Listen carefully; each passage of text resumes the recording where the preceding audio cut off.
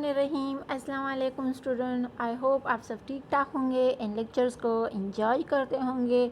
आज की इस सी प्लस प्लस की क्लास में हम स्विच के स्टेटमेंट को डिस्कस कर रहे हैं एंड सी प्लस प्लस में इसको हम इम्प्लीमेंट करेंगे ड्यू सी प्लस प्लस में। तो चलो स्टूडेंट स्टार्ट करते हैं। फर्स्ट ऑफ ऑल आप देख सकते हैं, आप सी प्लस प्लस का प्रोग्राम का स्ट्रक्चर तो आप लोग ऑलरेडी जानते हैं, उसी स्ट्रक्चर में आप लोगों ने कोडिंग करनी है। तो first of all hash pre processor director जो है हैश इंक्लूड आई स्ट्रीम, इसको पुट करनी है। इसके बाद यूजिंग नेम स्पेस एसटीडी, फिर आप लोगों ने पुट करना है इंटीजर मैन फंक्शन। इसके बाद आप लोगों ने अपने स्विच के स्टेटमेंट को किस तरह उसका स्ट्रक्चर लिखना है, तो अभी मैं आपको ये सारा कुछ दिखाऊंगी। तो फर्स्ट ऑफ ऑल आप लोगों ने स्विच एक्सप्रेशंस को लिखना है। फिर आप लोगों ने बॉडी स्टार्ट होगी तो बॉडी के लिए आप स्टार्टिंग एंड एंडिंग ब्रेसेस को लिख लें।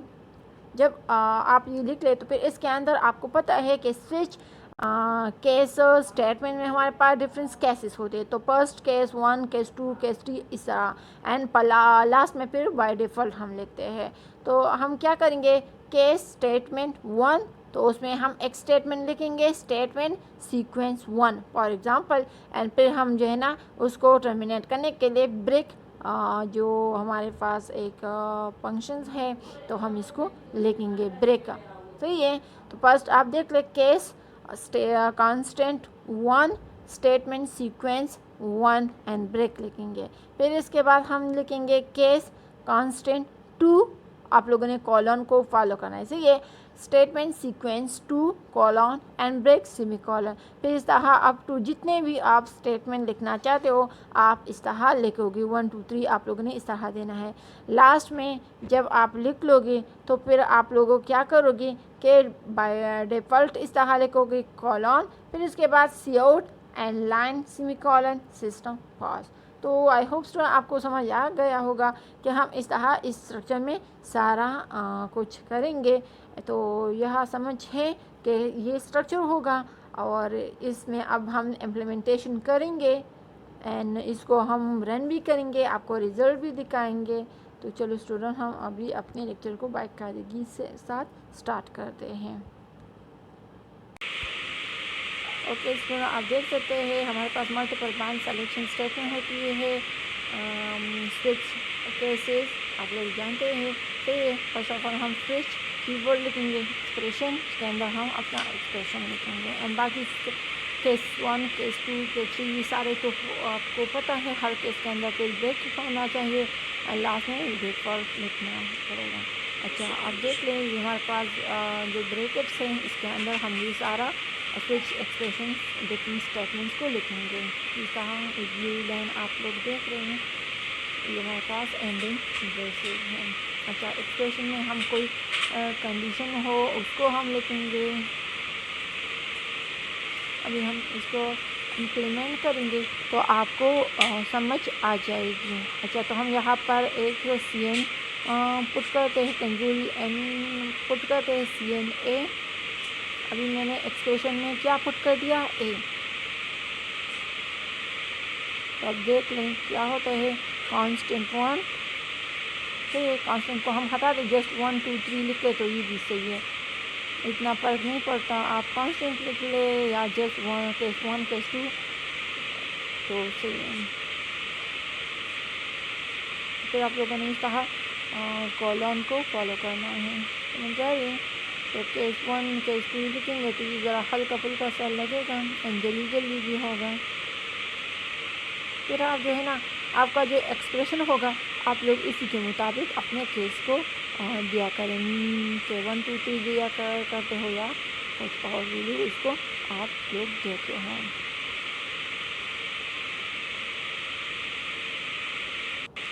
अच्छा केस 1 में हम फर्स्ट पुट करेंगे स्टेटमेंट सीक्वेंस 1, तो ये हमारे पास केस 1 है तो उसी को हम पुट करेंगे एंड फिर इसके बाद हम जो है ब्रेक लगाएंगे। ब्रेक का मतलब ये होगा कि ये स्टेटमेंट एग्जीक्यूट होने के बाद फिर ब्रेक करेगा एंड नेक्स्ट पर फिर शिफ्ट होगा। अगर मैं यहाँ ब्रेक ये सेमीकोलन ना लिखूँ तो मीन ये स्टेटमेंट जो है ना चलता रहेगा लूप की तरह एंड ख़त्म होने का नाम भी नहीं लेगा, समझ आ रही है। तो इसमें तो डिफरेंस केसेस हम चेक करेंगे।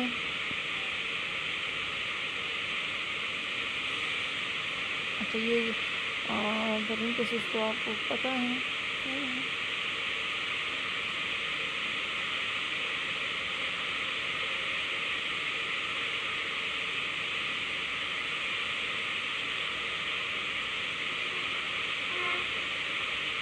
अच्छा लास्ट में आप लोगों ने ये सी आउट एंड लाइन भी लिखनी है।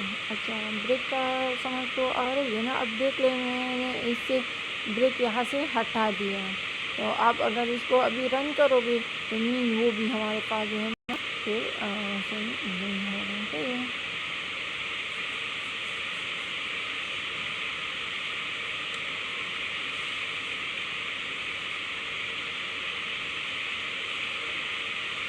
अच्छा ये बेसिक स्क्रीन हमारे पास कैरेक्टर तो ये सारे हमारे पास इस पास के अंदर ये है। तो आपको पता है ना ये सिस्टम पास असल में हम ऑटोमेटिकली हमारे पास जो आउटपुट होता है उसको कंटिन्यू करने के लिए इसको हम यूज़ करते हैं।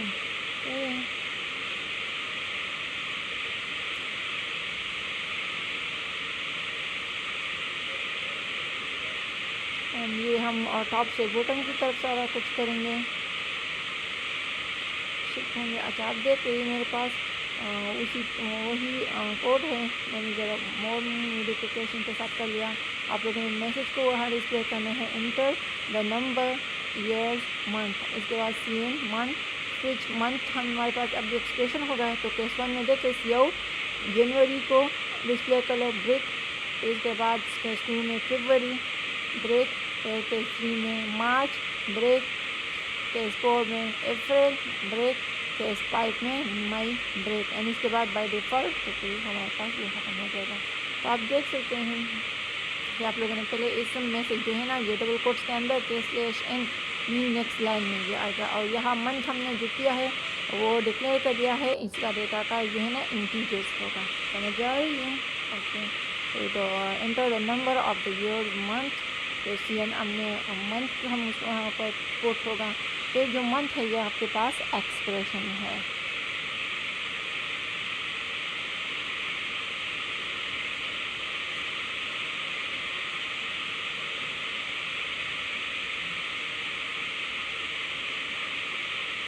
अच्छा और केसेस का तो पता है, डिफरेंस केसेस हमने लिख लिए नंबर वाइज सीक्वेंस में।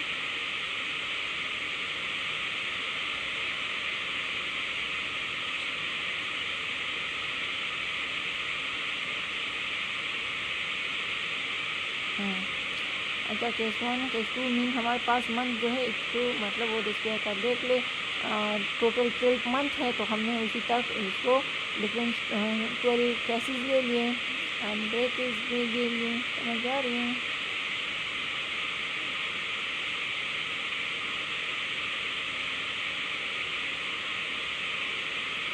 अब ज़रा आप यहाँ देख लेना कहीं केसेस में हमने ब्रेक जो है ना स्टेटमेंट के बाद लगाया है एंड कहीं पर हमने फर्स्ट ब्रेक लगाया है फिर स्टेटमेंट लगाया है।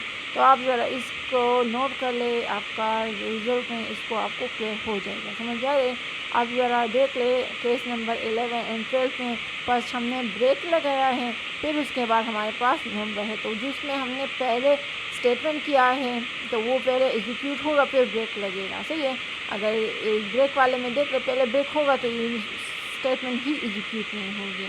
इसके बाद जो बाय डिफ़ॉल्ट में हम लिखेंगे cout please enter value from 1 to 12।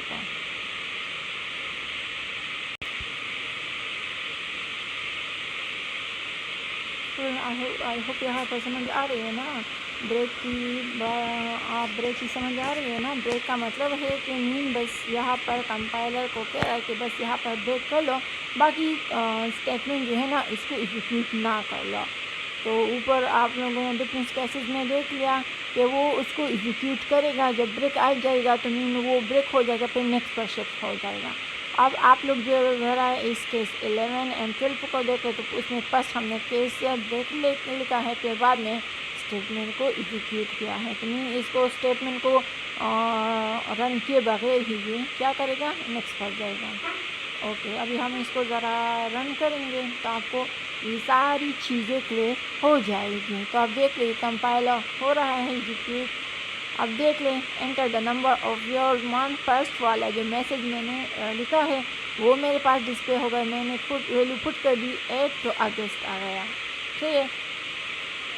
अच्छा, वापस जाने के लिए आप लोग प्रेस एनी की टू कंटिन्यू ये करेंगे। सही है।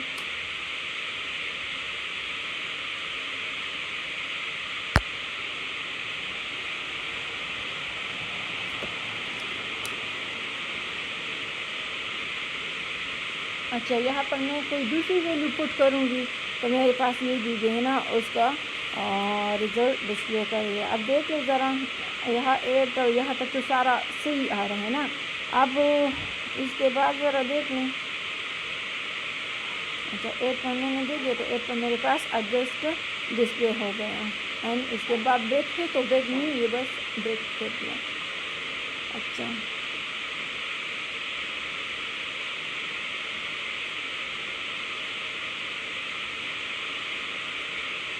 प्रेस एन की टू कंटिन्यू। हम कोई भी कीबोर्ड से प्रेस करेंगे तो ये फिनिश हो जाएगा। सही है। तो पासवर्ड चला जाएगा, समझ आ रही है। अच्छा, 8 डिस्प्ले हो गए ना तो वो 9 पर अब आ गया है।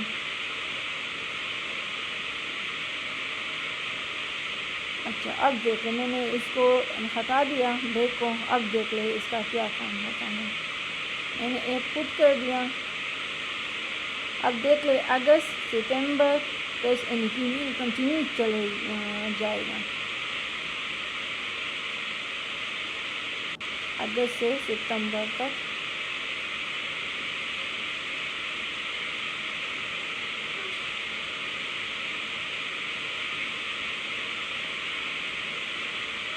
फिर सितंबर के बाद इसलिए नहीं गया क्योंकि सितंबर में आपको देख रहे हैं कि वहाँ पर ब्रेक मैंने लिखा है तो इसलिए वो वहाँ पर ब्रेक हो गया। अगर मैं यहाँ सितंबर से भी ब्रेक हटा दूँ तो ये इस तरह चलता जाएगा। बाकी से भी मैं ब्रेक निकाल दूँ तो ये इस तरह लास्ट तक जाएगा जब तक कोई दूसरा ब्रेक ना आ जाए।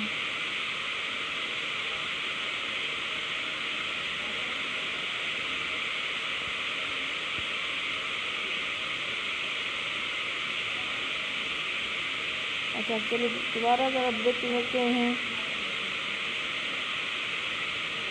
अभी इसको दोबारा रन करते हैं। तो स्टूडेंट आपको अब नज़र आ रहा है मैंने 14 पुट कर दिया। तो आप देखिए please enter value from 1 to 14 क्योंकि वो लास्ट वाला स्टेटमेंट एग्जीक्यूट होगा, समझ गए, बाय डिफ़ॉल्ट वाला। क्योंकि केस में कोई भी सेटिस्फाई नहीं करा तो इसलिए वो ऑटोमेटिकली बाय डिफ़ॉल्ट वाला मैसेज डिस्प्ले कर दिया कि कोई भी जो आप लोगों ने रेंज दिया है केस 1 to 12 दिया है ना तो इनमें से कोई सेलेक्ट कर ले तो हम आपके लिए डिस्प्ले कर देंगे। अदरवाइज़ जो है इसके आगे तो कुछ पुट किया ही नहीं है तो आपके लिए by default please enter value from 1 to 12 he display करेगा स्क्रीन पर। अच्छा स्टूडेंट, आई होप सो आपको यहाँ तक आपको आज की लेक्चर समझ आ गई होगी। तो thank you so much student. I will see you next time. तब तक के लिए अल्लाह हाफिज़।